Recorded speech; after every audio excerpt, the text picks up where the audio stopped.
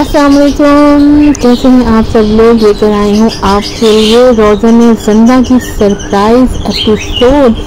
और ये surprise episode मैं ऑफिस से आके जल्दी जल्दी वॉइस अप कर दूँ ताकि 11 बजे से पहले लगा दूँ।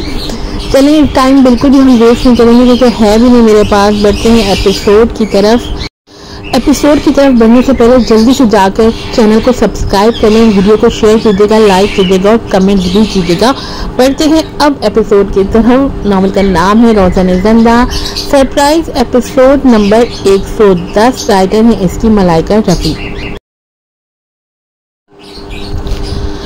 मैं तो बस ये चाहता हूँ कि जब तक मैं इक़्तिदार में हूँ रेहान को मज़ीद इख्तियारात दे दूँ। क्या वो वज़ीर आज़म के लिए खड़ा हो सकता है? एहसान ने बेबसी से कहा, मुझे लगता है तुम वाकई उस बुरे शख्स के हाथों ब्रेन वॉश हो चुके हो। हानिया ने सर हिलाते हुए कहा, आज तक ये कभी नहीं हुआ कि बाप और बेटा दोनों वज़ीर आज़म बने हो। ये सिर्फ तुम्हारी ज़बरदस्ती की ख्वाहिश है। सब कुछ वक्त के साथ होता है। हम दोनों अब 50 के पेटे में हैं। खुद को इतना क्यों थकाते हैं? अगर रेहान को वाकई तुम्हारी कुर्सी पसंद है तो वो खुद उसके लिए कोशिश करेगा। बीवी, तुम इस पर गौर तो करो। एहसान ने तल्ख मुस्कुराहट के साथ कहा, मुझे लगता है तुम्हारा शाह खानदान बहुत ही लालची है। हानिया ने उसे घूर कर देखा। देखो, इस कुर्सी पर बैठे बैठे तुम्हारे बाल कितने सफेद हो गए हैं। तुम नींद में भी इन कामों के बारे में सोचते रहते हो और रोज तुम्हारी टांगे जमीन पर नहीं टिकती। एहसान ने अपने बालों को छुआ और एक आह भरी। बीवी, शायद तुम ठीक कह रही हो। अब मुझे महसूस हो रहा है कि बहुत सी चीजें ठीक नहीं चल रही। कोई भी मुआविन या मशीर उस जैसा नहीं है। हानिया ने नाक से तंजिया आवाज निकाली। मुझे लगता है रेहान को पहले ही अंदाजा था और वो बिल्कुल भी नहीं घबराएगा।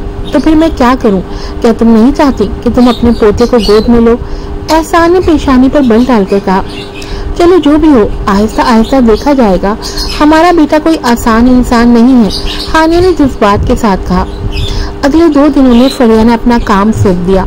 बैरून मुल्क जाने के तमाम मराहिल मुकम्मल होने के बाद बाकी वक्त या तो वो घर पर सामान पैक करती रही या जारिया के साथ गुजारती। जारिया को मालूम नहीं था कि उसकी माँ कुछ दिनों के लिए जा रही है। वो रोज खुशी से मुस्कुराती रहती। उल्टा फरिया का दिल हर दिन ज्यादा भारी होता जा रहा था और जिस दिन उसे रवाना होना था वो पूरी रात सो न सकी। सुबह के वक्त रेहान ने उसका सूटकेस गाड़ी की डिग्गी में रखा। फरिया ने मुस्कुराते हुए जारिया को गहरी नजर से देखा और जैसे ही गाड़ी में बैठी वो गमगीन होकर रो पड़ी।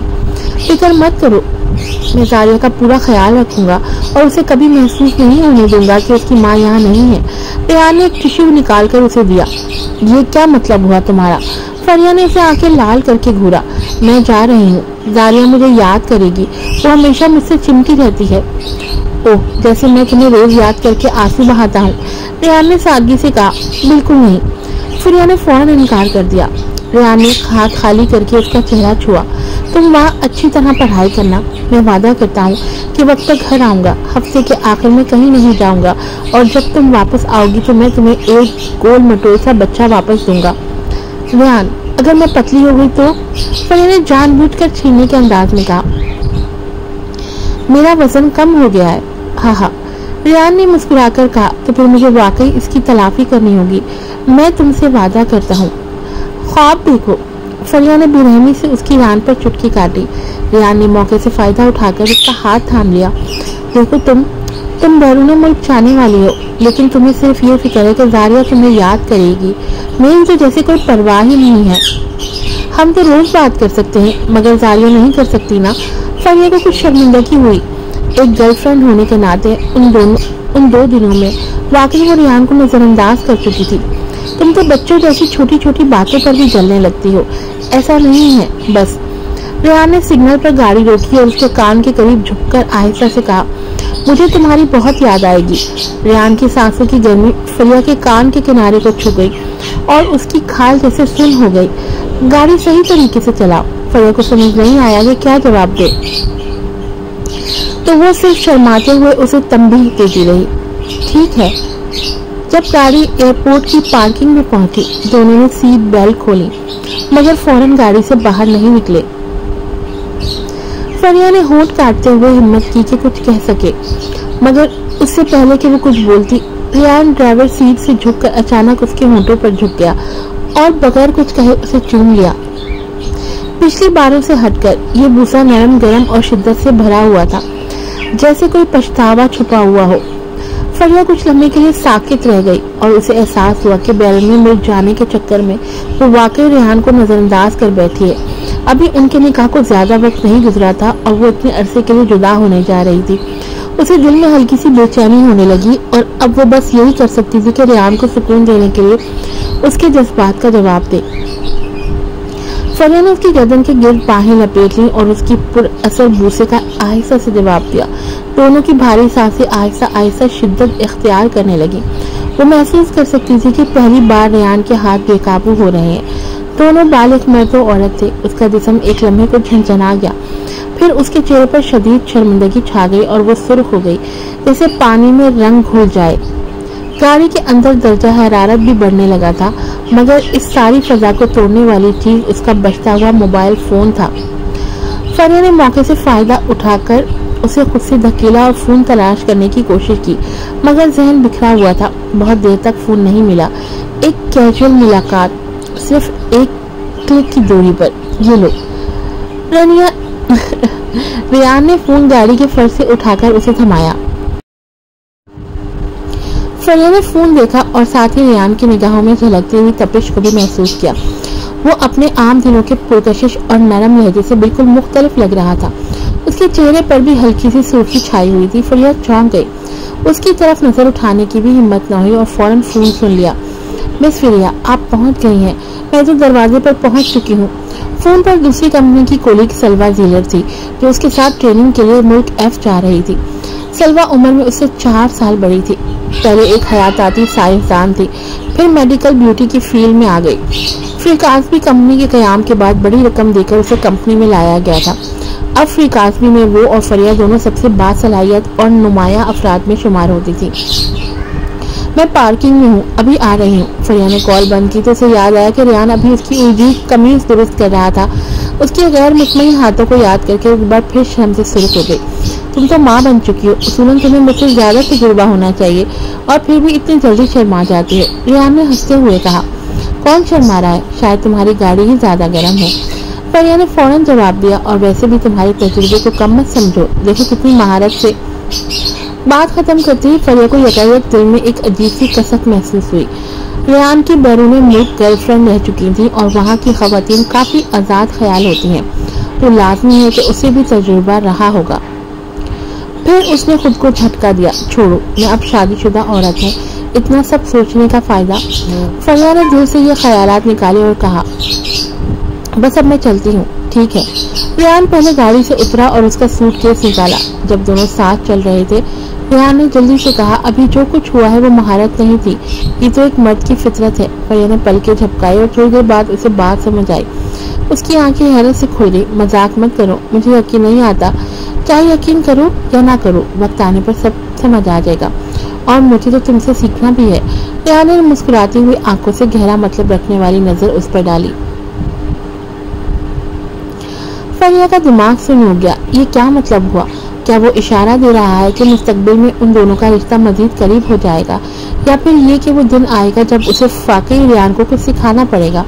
जब वो होश में आई तो दिल किया कि जमीन फटे और वो उसमें गुम हो जाए।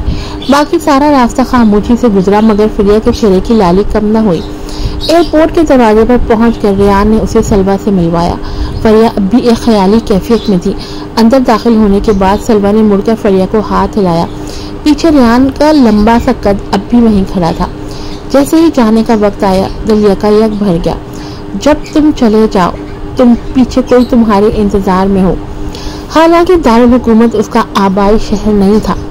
यहाँ उसे बहुत से नाखुशगवार तजुर्बात हुए, मगर किसी की वजह से उसे महसूस होने लगा कि वो इस शहर से मोहब्बत करने लगी है। वाह मिस फरिया, आपके बॉयफ्रेंड की आंखों में बहुत उदासी थी। सलमा ने हंसते हुए कहा। रेहान अक्सर लेबोरेटरी में चीजें देने आता था और कई बार उसे लेने भी आया, इसलिए लेबोरेटरी के साथियों ने उसे फरिया का बॉयफ्रेंड समझ लिया था। फरिया को सबको रेहान की असलियत बताना मुनासिब न लगा, इसलिए लोगों की गलतफहमी बढ़ती गई। आज फरिया को लगा कि उसे अब ये गलतफहमी दूर करने की भी जरूरत नहीं है। जहाज में सवार होने के बाद उसे रेयान का व्हाट्सएप पर पैगाम मिला। क्या चेक इन मुकम्मल हो गया? क्या तुम सवार हो गई हो? फिरिया, अभी जहाज में बैठी हूँ, थोड़ी देर में टेक ऑफ है, फोन बंद करना पड़ेगा। रेयान, याद रखना जब मुल्क एफ पहुंचो तो मुझे इत्तला देना। मैंने तुम्हारे हैंडबैग वाले टैबलेट में कई टीवी शोज, वैरायटी प्रोग्राम्स और नॉवेल्स डाउनलोड कर दिए हैं, बोर हो तो देख लेना। फिरिया हैरान रह गई, उसे ये तवक्को नहीं थी कि वो इतना ख्याल रखेगा। रेयान, और तुम्हारे सूटकेस में मैंने यूरोस के कुछ बंडल रख दिए हैं। मुल्क एफ में नकदी ज्यादा चलती है तो तुम रोजमर्रा के खर्च के लिए इस्तेमाल कर सकती हो। फिरिया, तुमने पहले क्यों नहीं बताया?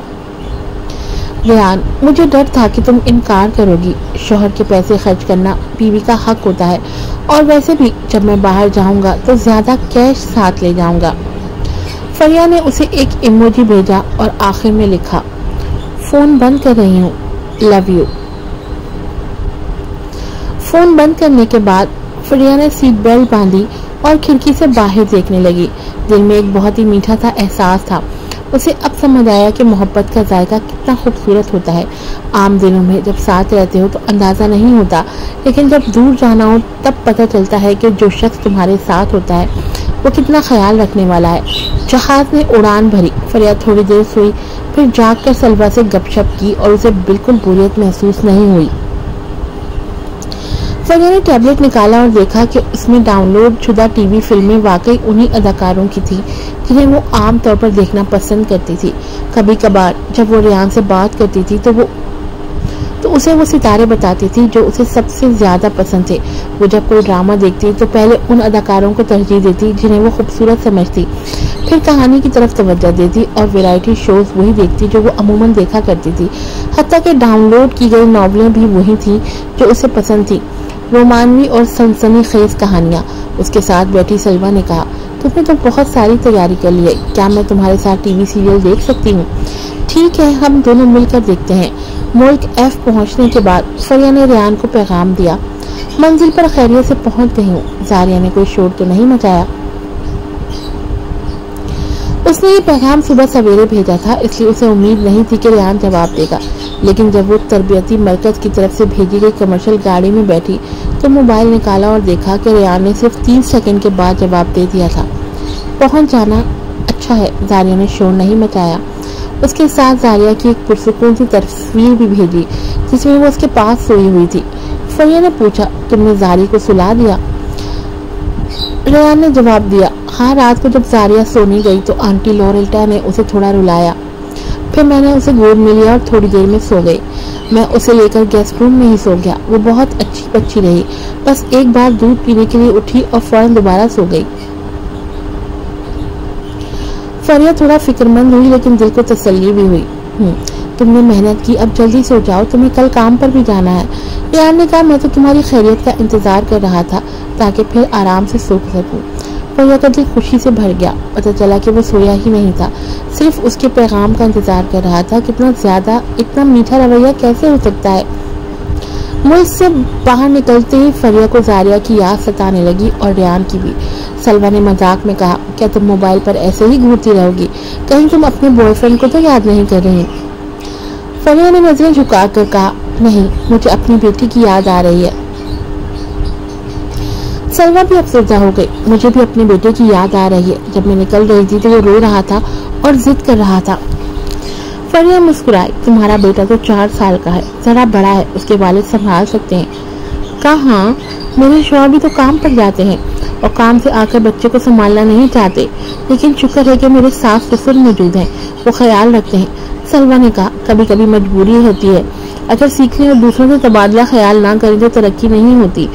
फरिया ने कहा, हाँ, मुझे उम्मीद है कि मैं यहाँ कुछ नया सीख सकूंगी, लेकिन ये माहिरीन हमें सिर्फ ऊपरी बातें सिखाते हैं। असल टेक्नोलॉजी तो हमें खुद ही वापस जाकर तैयार करनी पड़ेगी। सलवा ने कहा, जब तुम आई हो तो कुछ सीख कर ही वापस जाना। 2 घंटे के सफर के बाद ड्राइवर ने उन्हें रिसर्च इंस्टीट्यूट के करीब आके हॉस्टल पहुंचा दिया। फरिया और सलमा ने एक रोशन कमरा शेयर किया, जिसकी खिड़की से बाहर का मंजर बहुत खूबसूरत था, लेकिन इदारा शहर से काफी दूर था। आसपास सिर्फ देही इलाका था और करीबी कस्बा भी 2 किलोमीटर के फासले पर था। तौर पर फरिया दिन में लेबोरेटरी में मुहक्किकीन के साथ मुताला करती और कभी कभार चंद बूढ़े प्रोफेसरों की असिस्टेंट के तौर पर काम करती। रात को वो वापस डॉम में जाकर मवाद को तरतीब देती और फिर रेहान के साथ वीडियो कॉल करती।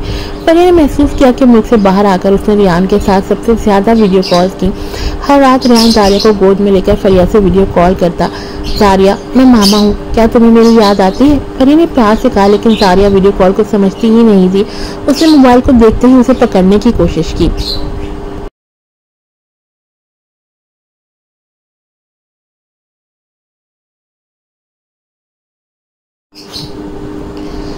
जारिया, शरारत मत करो। रेहान ने फौरन जारिया को झूले में डाल दिया। फरिया को दुख हुआ कि जारिया ने उसकी तरफ तवज्जो नहीं दी। जारिया को तो मेरी याद ही नहीं आती। फिक्र ना करो, जारिया को भी तुम्हारी याद आती है। जब मैं रात को उसे गोद में लेकर कमरे में चक्कर लगाता हूँ तो वो इधर उधर देखती है, शायद तुम ही ढूंढ रही होती हो। रेहान ने मुस्कुराकर कहा, रोमांच से भरपूर मुल्क में कैसा महसूस कर रही हो? कोई खूबरू गैर मुल्की मिले, कोई तुम्हारे पीछे तो नहीं पड़ गया? हाँ, लेबोरेटरी में 70 साल से जायद उम्र वाले हैं, वही पुराने प्रोफेसर, क्या वो शुमार होंगे? फरिया ने शरारत से आंख मारी। नामुमकिन, तुम इतनी खूबसूरत हो, कोई लड़का तुमसे बात करने की हिम्मत ना करे। रेहान ने हंसते हुए कहा, वाकई इतनी दूर गैर मुल्की सफर पर आई हूँ और कोई भी बात करने नहीं आया। मायूसी हो रही है, सोचा ना था कि मैं इतनी बेकशिश हूँ। फरिया ने मसनूई उदासी से कहा, ठीक है, मैं यहाँ बच्चे को संभाल रहा हूँ और तुम बाहर आजाद घूमने की सोच रही हो। रेहान का चेहरा संजीदा हो गया और उसने नाक सुकेड़ कर कहा, अरे तुमने खुद ही तो पूछा था। फरिया हंस पड़ी, बस मजाक कर रही थी। यहाँ लेबोरेटरी शहर से काफी दूर है, इसलिए मैं तो कुछ कॉस्मेटिक्स भी नहीं खरीद सकी। मेरे दोस्त के पास सामान है, मैं उसे कहता हूँ तुम्हारे लिए ड्राइवर का बंदोबस्त करे, वीकेंड पर घूमने चली जाना। रेहान ने नरमी से कहा, इतनी दूर आई हो, हर वक्त पढ़ाई में ना लगे रहना, थोड़ा इर्द गिर्द का माहौल भी देखो।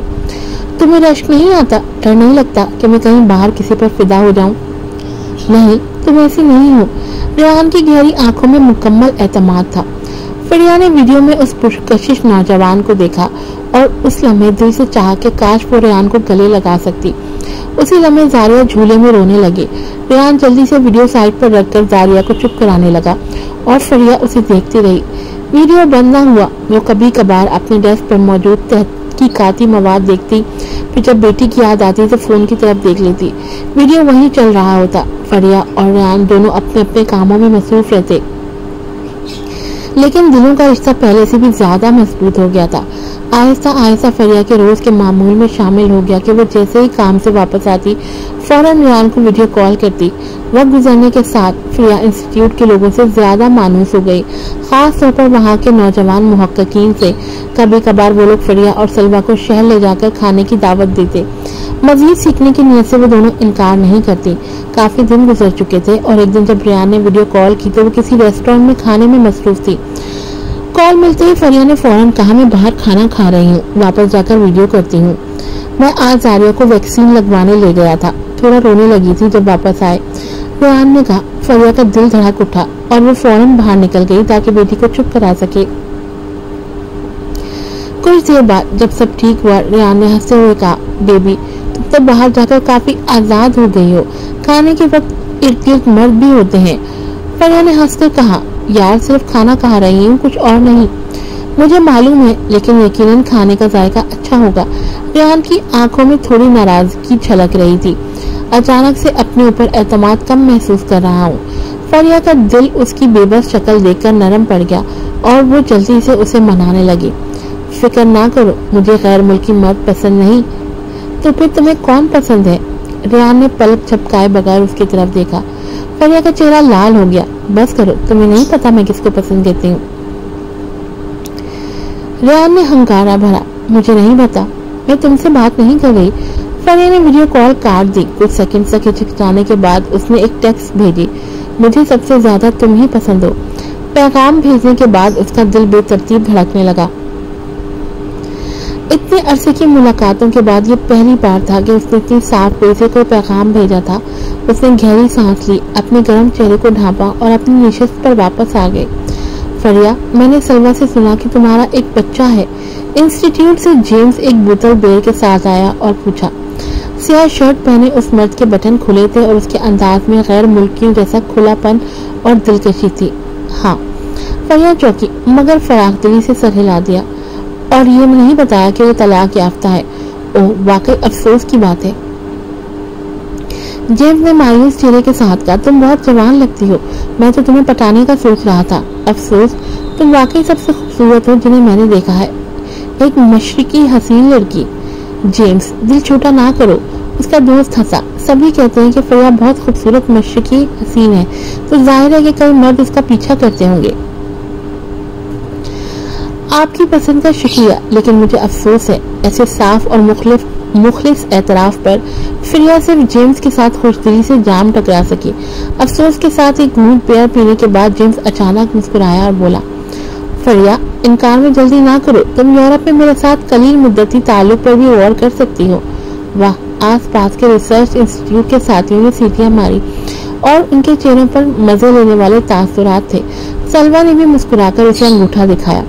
फरिया को लगा कि उसकी सोच को जैसे झटका लगा हो और उसका चेहरा बेहद शर्मिंदा हो गया। जेम्स ने शरारती अंदाज में आंख मारी। ये तवील रातें और परदेश में तन्हाई तो लाजमी है ना? अरे शुक्रिया, लेकिन नहीं।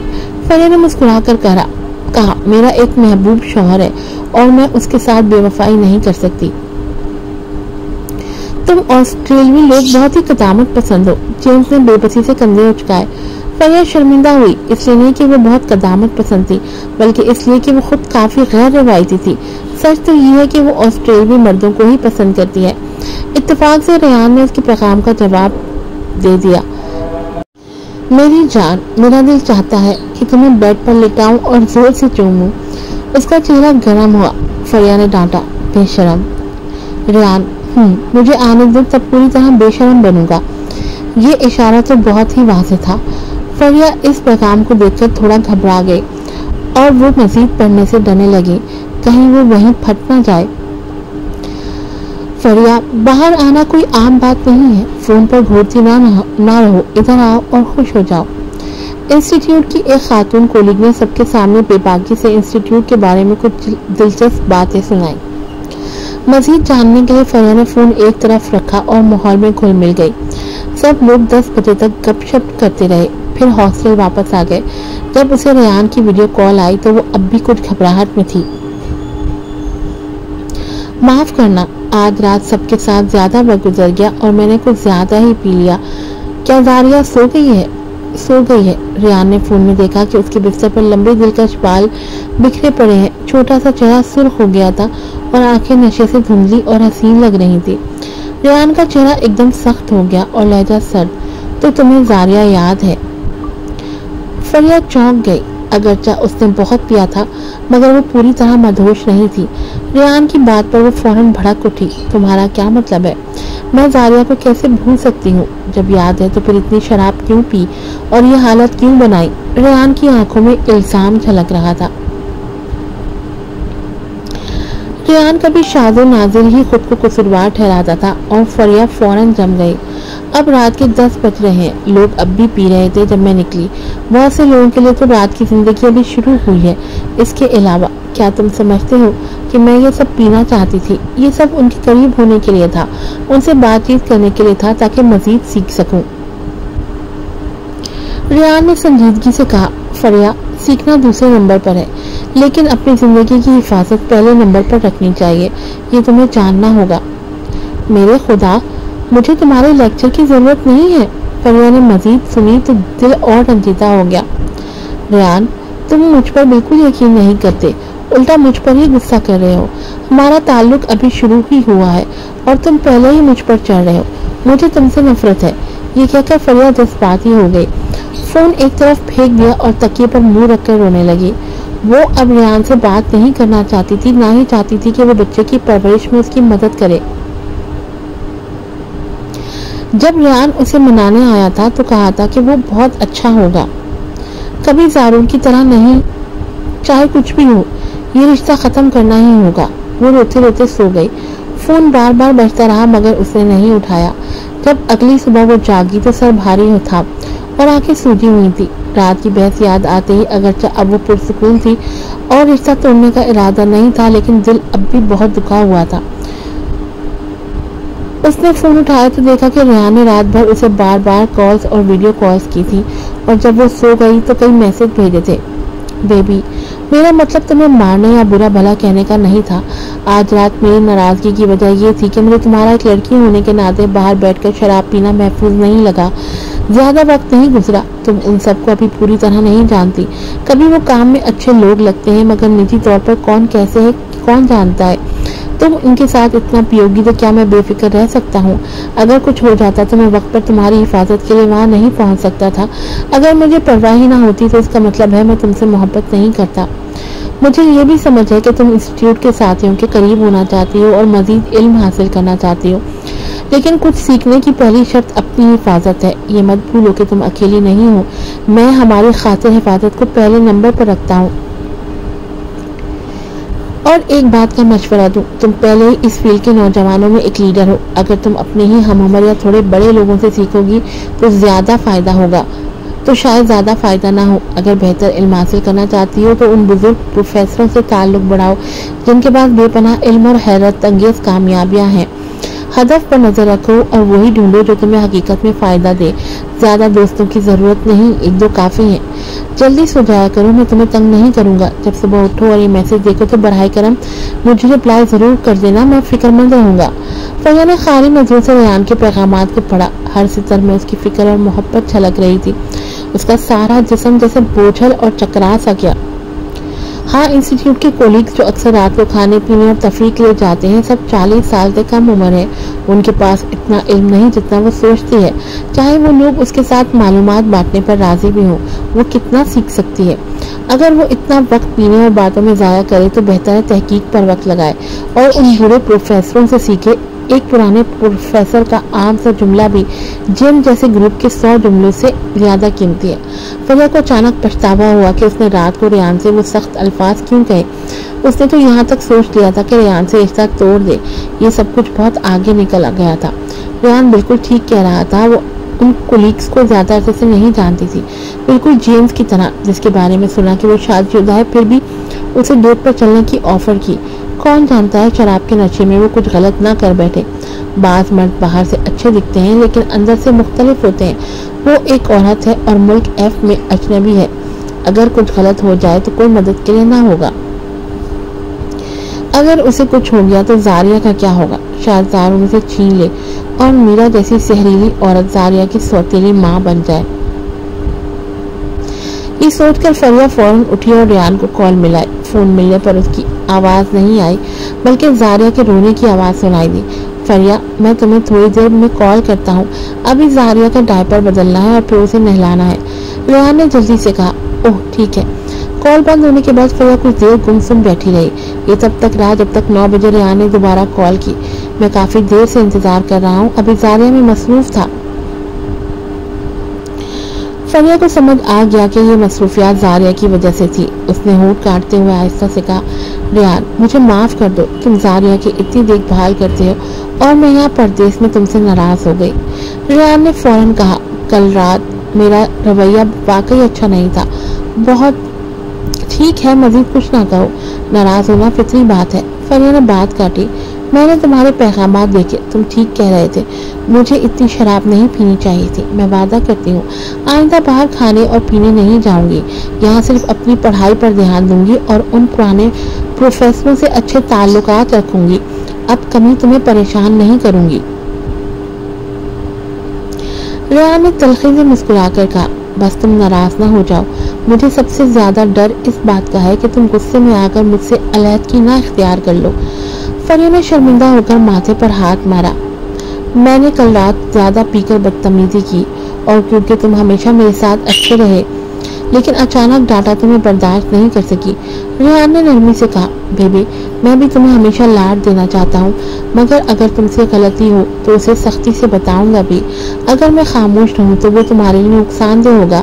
मैं बाहर मुल्कों में पढ़ा हूँ और बहुत से लोगों का तारीख पहलू देख चुका हूँ, इसलिए मुझे तुम्हें याद दिलाना पड़ता है।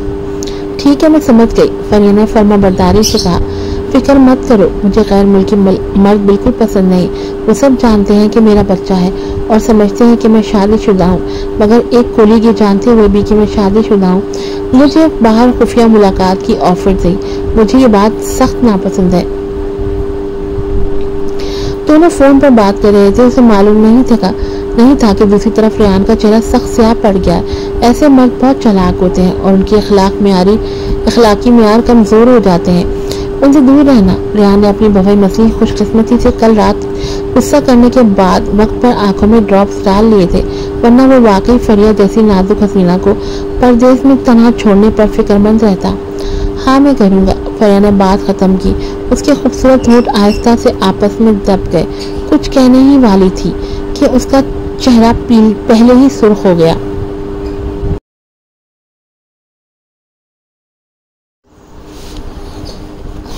रेहान में क्या हुआ बेबी? रेहान ने नरमी से पूछा। फरिया ने कहा कुछ नहीं, मैं काम पर जा रही हूँ, कॉल बंद करती हूँ। रेहान ठीक है, तुम पहले मसरूफ हो जाओ। रेहान ने फोन रखा ही था कि 2 मिनट के अंदर फरिया का व्हाट्सएप मैसेज आया। आई लव यू, यही कहना चाहती थी। रेहान ने गहरा सांस लिया और जवाब दिया। छोटी परी, अगर जारिया ना होती तो अभी जहाज लेकर सीधा तुम्हारे पास आ जाता और तुम्हें बिस्तर पर खींच कर बेइंतहा प्यार करता। फरिया गंदे बदतमीज, अगर तुमने संजीदगी दिखाई तो मैं तुम्हें बिल्कुल नज़रअंदाज कर दूंगी। रेहान मैं संजीदा भी हूँ, मुझे तुम्हारी याद आ रही है। मुल्क एफ की लेबॉर्ट्री में दूर बैठी फरिया का चेहरा तकरीबन पूरी तरह सुर्ख हो गया।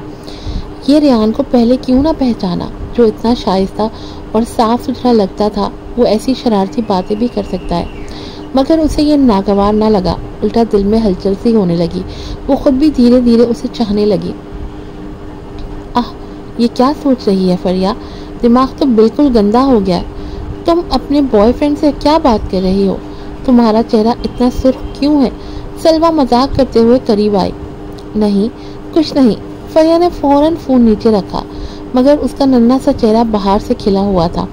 सलवा ने आह भरी। तुम लोग तो दिन में व्हाट्सएप पर इतनी बातें करते हो और रात को वापस जाकर वीडियो कॉल पर घंटों गुजार देते हो।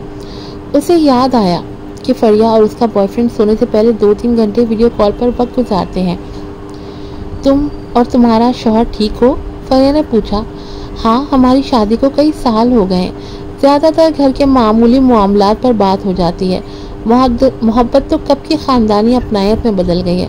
कुछ माह बाहर रहने के बाद शौहर की कोई खास याद भी नहीं आती, सलमा ने कहा। फरिया ने सोचा वो और रेहान तो बिल्कुल उलट है। उनका रिश्ता खानदानी अपनायत से बढ़कर मोहब्बत की तरफ जा रहा है। पहले फरिया को रेहान पर भरोसा और इन्हिसार था। कल रात के झगड़े के बावजूद उनके ताल्लुकात पर कोई असर नहीं पड़ा। उल्टा उसे अफसोस हुआ, उसकी याद आई और वो उसके एहसासात की फिक्र करने लगी। शायद यही मोहब्बत है, किसी से मोहब्बत करने का एहसास जो फरिया ने मुद्दतों से महसूस नहीं किया था। शादी से पहले वो समझती थी कि परवाज़ जो उससे 2 साल बड़ा था ही उसकी असल मोहब्बत है और इसीलिए अंधाधुंध उसकी तरफ भाग पड़ी। मगर अब 26 साल की उम्र में रेहान से मिली तो उसका साथ नीम गर्म पानी जैसा सुकून देने वाला था। वही है जो उसे समझता है, तहफ़्फ़ुज़ देता है और राह दिखाता है। वो उससे मोहब्बत करती है, वाकई करती है। दिल से जान गई कि ये आदमी उसके काबिल है। मैं नहीं जाऊंगी, फरिया सर हिलाकर कहा। मेरा बॉयफ्रेंड खुश नहीं है कि मैं बाहर जाऊं। कल रात इसी बात पर झगड़ा हुआ था। अकेली जाना महफूज नहीं। सलवा ने भी सर हिलाया। हाँ, लड़कियों को ज्यादा ध्यान रखना चाहिए। फरिया ने दिल ही दिल में शुक्र अदा किया कि रेहान ने वक्त पर उसे हकीकत का एहसास दिलाया। मुल्क आर जो मुल्क एफ से ज्यादा दूर न था। जारून अभी होटल में पहुंचा ही था कि सेक्रेटरी ने एक मुकम्मल शेड्यूल हाथ में पकड़ा दिया। प्रोफेसर एफ ने दोपहर 3 बजे मुलाकात के लिए हाँ कर दी है। ये अच्छा है, जारून ने सर हिलाया। मुताल्लिका दस्तावेज़ात तैयार रखो, शाम में हमें मीरा कंपनी के CEO से मिलना है। इस बार मुल्क आर का ये दौरा है, हमें हर हाल में मीरा की एजेंसी प्रोसेसिंग जीतनी है। सेक्रेटरी ने झिझकते हुए कहा। कंपनी के CEO ने अभी कुछ तब्दीली की बात की है। जारून ठटक गया, उसकी आंखें सर्दी से तेज हो गईं। क्या ये पहले तय नहीं हो चुका था? मुझे नहीं मालूम। दूसरी तरफ ने अचानक क्यों अपना फैसला बदल गया। सेक्रेटरी का दिल दहल गया। सेक्रेटरी अभी भी यहाँ खड़े हो, फौरन जाकर पता लगाओ, जारून ने गुस्से से डांटा। माफ कीजिए, मैं अभी जाता हूँ। सेक्रेटरी जल्दी से निकल गया। जारून ने झंझलाहट से सामने रखी कुर्सी को लात मार दी। वो कमर पर हाथ रखकर खड़ा था। चेहरे पर शदीद बेचैनी थी। पिछले कुछ अरसे में फरिया और दूसरी कंपनी की वजह से उस पर भारी दबाव आ गया था। 2 महीने से कारकर्दगी भी तबाही की तरफ जा रही थी। कंपनी के कई एग्जीक्यूटिव्स और रिसर्च लेबोरेटरी के अमला एक दूसरे से सबकत ले जाने की कोशिश कर रहे थे। अब उसे अपने स्ट्रेटेजिक अहदाफ बदलने ही थे। जारून के पास मंसूबा मौजूद था, मगर ओशर कॉरपोरेशन की शोहरत खराब थी। उसने सोचा कि गैर मुल्की हाई एंड ब्रांड से ताउन करें और बेहतरीन गैर मुल्की मेडिकल प्रोफेसरों को लाकर प्रोडक्ट का मयार बेहतर करें, ताकि ओशर कॉरपोरेशन के लिए एक मुस्तहकम बुनियाद डाली जा सके। इसीलिए मुल्क आर का ये सफ़र उसके लिए हर कीमत पर कामयाब होना ज़रूरी था। दोपहर को वो आखिरकार मुल्क आर के मशहूर बायोमेडिकल ब्यूटी रिसर्च सेंटर के प्रोफेसर एप्स से एक कैफ़े में मिला। जारून ने एतमाद से कहा, प्रोफेसर एप्स, आपने हमारी कंपनी का तफसीली तारुफ देखा होगा। फिलहाल ओशर कॉरपोरेशन का 10,000 मुरब्बा मीटर से बड़ा प्रोडक्शन बेस है। हमारी प्रोडक्ट्स ऑस्ट्रेलिया ही नहीं बल्कि कई ममालिक में बरामद हो रही हैं। अगर आप ताउन करें तो मैं 2 साल के लिए $300 मिलियन की तनख्वाह देने को तैयार हूँ। अगर आप अपनी टीम भी साथ ले आए तो तनख्वाह मजीद बढ़ा सकता हूँ। प्रोफेसर एप्स ने कॉफ़ी का एक घूंट लिया और सर हिलाया। यकीनन ये बहुत पुरकशिश पेशकश है, लेकिन यूरोप में इस इंडस्ट्री की आला तरीन तनख्वाह आपकी पेशकश से 3 गुना ज़्यादा है। जारून ने मुस्कुराकर कहा, मुझे यकीन है दुनिया में कोई कंपनी मुझसे ज़्यादा नहीं दे सकती। आपको ज़्यादा से ज़्यादा तनख्वाह मैं ही दूंगा। प्रोफेसर एप्स ने आधी मुस्कुराहट के साथ कहा, जहाँ तक मुझे इल्म है आपकी कंपनी की ऑस्ट्रेलिया में साख कुछ खास नहीं है। जारून ने फौरन जवाब दिया, मेरे पास इसका हल है, इसीलिए तो मैं मुल्क आर आया हूँ। मैं डेल्टा कंपनी की प्रोसेसिंग एजेंसी जीतने का इरादा रखता हूँ। पिछले 2 साल से ऑस्ट्रेलिया में डेल्टा की सेल्स लगातार बढ़ रही हैं, मगर बदकिस्मती से उनका वहाँ कोई प्रोडक्शन बेस नहीं है। मैंने कंपनी के CEO से बात की है और वो हमारे साथ ताउन करने में बहुत दिलचस्पी रखते हैं। ओह, प्रोफेसर एप्स अचानक हंस पड़ा, तो मिस्टर शाह को अभी पता नहीं है। जारून चौंक गया, आपको क्या मालूम है?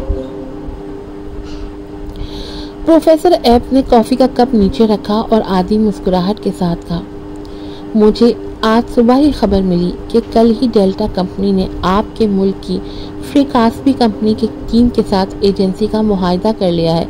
क्या आप जो कह रहे हैं वो सच है? जारून का दिल जोर से दहला और उसका खूबसूरत चेहरा लम्हे भर में बदसूरत तासुर में बदल गया। मुल्क आर का मेडिकल ब्यूटी सर्कल इतना बड़ा नहीं है। डेल्टा कंपनी ने पहले भी ताउन किया है, लेकिन ये खबर पहली बार सुन रहा हूँ। प्रोफेसर एप्स ने किसी घुमा फिरा कर बात करने के बजाय सच्चाई बयान की।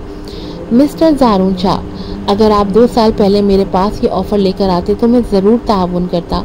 ओशर कॉरपोरेशन ऑस्ट्रेलिया का सबसे बड़ा लोकल ब्रांड था। साजो सामान सब आला दर्जे का था, लेकिन मेरी पोजीशन में कभी कभार शोहरत तनख्वाह से ज़्यादा अहम हो जाती है। अगर मैं आपके साथ ताउन करूं और प्रोडक्ट ना बिके तो मेरी साख मुतासिर होगी। मैं बेहतरीन प्रोडक्ट्स दे सकता हूं, लेकिन शायद आप मुझे बेहतरीन प्लेटफॉर्म ना दे सकें। जारून ने खुद पर काबू पाया। प्रोफेसर एप्स, हर कंपनी के उरूज ज़वाल आते हैं। फ्रीकास्बी अभी चंद माह पहले कायम हुई है, उसकी प्रोडक्ट्स भी बहुत कम है। वो ओशर कॉरपोरेशन की हरीफ नहीं हो सकती, लेकिन मौजूदा मार्केट में तो साफ जाहिर है कि फ्रीकास्बी और दूसरे ब्रांड्स मिलकर ओशर कॉरपोरेशन को बाहर निकाल रहे हैं। प्रोफेसर एप्स ने हाथ उठाकर जारून की बात काटी और अफसोस से कहा, मजीद ये कि ओशर कॉरपोरेशन की साख पिछले साल के आखिर से गिर चुकी है। आप अपनी शोहरत बहाल नहीं कर पाए। इसका मतलब आपकी पब्लिक रिलेशंस पहले जैसी नहीं रही। अगरचा आप वजीर आजम के भांजे हैं और शाह कॉरपोरेशन पर इन्हिसार करते हैं, मगर सुना है चंद दिन पहले आपकी शादी हुई और शाह फैमिली ने शिरकत नहीं की। ये सुनते ही जारून के चेहरे के अजलात तन गए। उसने कभी नहीं सोचा था कि एक शानदार शादी जिसमें शाह फैमिली शामिल ना हुई बाजार में दूसरों के लिए मजाक और तनकीद का जरिया बन जाएगी। दर हकीकत उसे पहले ही ये सोच लेना चाहिए था। मीरा की ख्वाहिश पूरी करने के लिए उसने हाँ कर दी थी, लेकिन अंजाम भूल गया। जारू ने जल्दी से वजाहत दी। प्रोफेसर एप्स, मेरे घर वाले इसलिए शामिल नहीं हुए क्योंकि उन्हें मेरी नई दुल्हन पसंद नहीं। प्रोफेसर एप्स ने सीधा सवाल किया, जब आपके घर वाले पसंद नहीं करते तो फिर क्यों जिद की शादी की? वो अफसोस से सर हिलाकर बोला, जो बड़े काम करते हैं वो दूर अंदेशी से सोचते हैं। इससे जाहिर होता है कि मिस्टर शाह आसानी से जज्बाती हो जाते हैं। कभी कभार जज्बाती होना अच्छी बात है, लेकिन आलमी मार्केट के सख्त मुकाबले में ये कमजोरी बन जाता है। माफ़ कीजिए, मैं आपके साथ ताउन नहीं कर सकता। ये कहकर प्रोफेसर एप्स खड़ा हो गया। ज़ारून भी फौरन उठा। प्रोफेसर एप्स, हम फ़ोन पर बात कर चुके थे और आपने ताउन की नीयत जाहिर की थी, लेकिन अब सिर्फ इसलिए कि फ्रीकास्बी और डेल्टा ने मुआहदा कर लिया है, आपने ओशर कॉरपोरेशन को मुकम्मल तौर पर मुस्तरद कर दिया। क्या ये फैसला कुछ ज़्यादा जल्दबाजी नहीं? प्रोफेसर एप्स ने संजीदगी से कहा, मिस्टर शाह, आपकी खबरें बहुत पुरानी हैं। और एक बात और, कुछ देर पहले मुल्क एफ की फ्रीकास्बी ने कोयल के साथ भी ताउन शुरू किया है। मेरी इत्तला के मुताबिक फ्रीकास्बी ने अपने 2 माहिरीन को कोयल के रिसर्च सेंटर भेजा है 2 माह की ट्रेनिंग के लिए। कोयल की इंटरनेशनल ब्यूटी इंडस्ट्री में क्या हैसियत है ये मुझे बताने की ज़रूरत नहीं। वहाँ दुनिया भर से जमालियात और बायोलॉजी के आला तरीन माहिरीन जमा हैं। उनमें से हर एक मुझसे बेहतर है। ज़ारून शशतर रह गया। वो कोयल की हैसियत से बखूबी वाकिफ था। वो खुद भी चाहता था कि कोयल के साथ ताउन करे, लेकिन कोयल अपनी आलमी शोहरत के बाद कभी किसी कॉस्मेटिक कंपनी से ताउन करने का मोहताज न था, तो फिर एक नन्ही सी कंपनी जैसे फ्रीकास्बी के साथ क्यों? प्रोफेसर एफ ने हैरानी से कहा, मैं खुद भी हैरान हूँ। फिर मुस्कुरा कर बोला, फ्रीकास्बी नई कंपनी होने के बावजूद कोयल के साथ ताउन तक पहुंच गई और डेल्टा जैसी कंपनी से मुआहदा किया। ये इस बात का सबूत है कि फ्रीकास्बी के पीछे मजबूत पस मंज़र और ताल्लुकात हैं। उसका उरूज यकीनी है। प्रोफेसर एप्स जा चुका था। ज़ारून ने ठंडे चेहरे के साथ कॉफ़ी का कप उठाया और एक ही घूंट में पी गया। जहर जैसी करवाट उसके गले में फैल गई। इत्तेफाक से उसी वक्त सेक्रेटरी की कॉल आ गई। यंग मास्टर शाह, बुरी खबर है, सुना है डेल्टा कंपनी ने। ज़ारून ने सख्त लहजे में बात काट दी। मुझे सब पता है, मजीद कहने की ज़रूरत नहीं। पता लगाओ फ्रीकास्बी के एजेंट कहाँ टिके हुए हैं। जी बेहतर। कॉफ़ी शॉप से निकलते ही ज़ारून ने गाड़ी के टायर पर जोर से ठोकर मारी। 3 दिहाइयों से ज़्यादा उम्र गुजारने के बाद भी वो कभी इतना जलील और बेबस महसूस नहीं कर रहा था जितना इन दिनों। चंद माह पहले तक किसने सोचा था कि फ्रीकास्बी ओशर कॉरपोरेशन की सबसे बड़ी हरीफ बन जाएगी। फरिया ने इब्तिदा में कहा था कि वो सिर्फ ब्यूटी पर तवज्जो देना चाहती है, इसीलिए उसने दिल से उसकी मदद की। मगर नतीजा ये सिर्फ ब्यूटी तक महदूद नहीं रहा, बल्कि इसमें स्किन केयर प्रोडक्ट्स, शैम्पू और हेयर केयर भी शामिल हो गए। ओशर कॉरपोरेशन जिस शोबे में कदम रखता है, फ्रीकास्बी भी उसी के पीछे आ खड़ी होती है। अब जाके उसे पूरी तरह एहसास हुआ कि अपने ही पाँव पर कुल्हाड़ी मारी है। फरिया, तुम बहुत जालिम हो, हद से ज्यादा। क्या ये सब इंतकाम है? मेरा तुम्हें खोना, तुम्हें तकलीफ देना, क्या यह बदला है? बहुत दूर गैर मुल्की चमकती गलियों में चलते हुए ज़ारून की आंखें सुर्ख थीं, दर्द और गुस्से से भरी हुई। जल्द ही सेक्रेटरी ने फ्रीकास्बी कंपनी के क़याम की जगह मालूम करनी। ज़ारून होटल के फ्लोर पर जा पहुंचा और जैसे ही लिफ्ट से बाहर निकला, सामने ही सुर्ख कोट पहने सबरीन से उसका आमना सामना हो गया।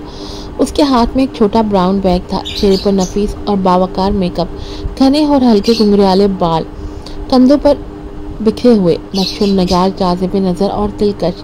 उसके पीछे 2 बॉडीगार्ड और असिस्टेंट हॉन्स फ्लेमिंग भी था साथ में। वो औरत जो कभी मेलबर्न से निकली थी, आज कारोबारी दुनिया की हाकिम जैसा रूप रखती थी। यंग मास्टर शाह, क्या इत्तेफाक है? सबरीन ने पुराने दोस्त की तरह मीठी मुस्कुराहट से कहा। गैर मुल्की सरजमीन पर आपसे मुलाकात की तवक्का न थी। ज़ारून ने सर्द और नफरत भरी नज़र से सबरीन और असिस्टेंट हांस को घूरा। उसी लम्हे जैसे सब कुछ साफ हो गया। उसे याद आया जब पहली बार सबरीन से मिला था, वो उसे कमतर समझता था, यहाँ तक कि कई बार उसे तंबीह और जलील भी किया। मगर चंद ही बरसों में ये औरत मुकम्मल तौर पर बदल गई। वो अब भी हसीन थी, मगर उसके अंदर एक तेज धार छुरी छुप गई थी। यंग मास्टर सुनो, मुझे इस तरह क्यों देख रहे हो? सबरीन ने अपनी सुर्ख होंठ हल्का से उठाए और नरमी से मुस्कुरा दी। सबरीन, तुम्हें सबसे ज्यादा पता होना चाहिए। ज़ारून की सर्द और बेरौनक आंखें असिस्टेंट हांस पर जम गई। ओह, ये तो महज बहाना था कि तुम्हारी गर्लफ्रेंड और घरवाले तुम्हारे साथ नहीं थे और अब तुम मेरे ही मातहत काम कर रहे हो, है ना? चलो बताओ, मैं जानना चाहता हूँ। सबरीन ने मेरे साबिका दाएं हाथ को खरीदने के लिए कितने पैसे दिए? असिस्टेंट हांस ने सर झुकाकर कहा। मिस सबरीन ने मुझे नहीं खरीदा। मैंने ओशर छोड़ने के बाद कुछ अरसे बाद इनके साथ काम शुरू किया है। ज़ारून तंजिया हंसी के साथ। हांस, क्या तुम समझते हो कि मैं यकीन कर लूँगा? कोई हैरत नहीं कि ओशर कॉरपोरेशन के ज़्यादातर चैनल्स फ्रीकासबी के पास चले गए और डेल्टा के बारे में कोई नहीं जानता था कि वो एजेंट मैन्युफैक्चर ढूंढ रही है। लेकिन फ्रीकासबी ने खामोशी से मुझसे पहले सब कुछ संभाल लिया। ये सब तुम्हारा लीक किया हुआ है। हांस, तुम मेरे साथ बरसों रहे हो और तुमने नॉन डिस्क्लोजर एग्रीमेंट पर दस्तखत किए थे। तुम्हें पता होना चाहिए कि चाहे मुलाजमत छोड़ भी दो, लेकिन कंपनी के राज लीक करने पर मैं तुम्हें कटहरे में खड़ा कर सकता हूँ। हांस, सुकून से, मैंने कुछ लीक नहीं किया, मुझे झूठे इल्जाम में मत घसीटो। शारोन सख्त लहजे में, यकीनन तुम इनकार करोगे, लेकिन मैं यूं ही नहीं छोड़ूंगा। फ्रीकासबी ने डेल्टा का मुआहदा कर लिया, मान लिया, लेकिन मैं तुम्हें खत्म करके रख दूंगा, चाहे सबरीन तुम्हारी हिफाजत करे, कोई फायदा नहीं। हांस के चेहरे पर लम्हे भर को परेशानी झलक गई। सबरीन के सुर्ख होठों पर हंसी उभरी। यंग मास्टर शाह, फजूल बातें करने से पहले कभी तहकीक भी कर लेते हैं। हमने डेल्टा से कोई राब्ता नहीं किया, बल्कि डेल्टा ने खुद हमसे राब्ता किया। हम तो सिर्फ मुआहदे पर दस्तखत करने आए हैं। यकीन ना हो तो खुद जाकर पता कर लें।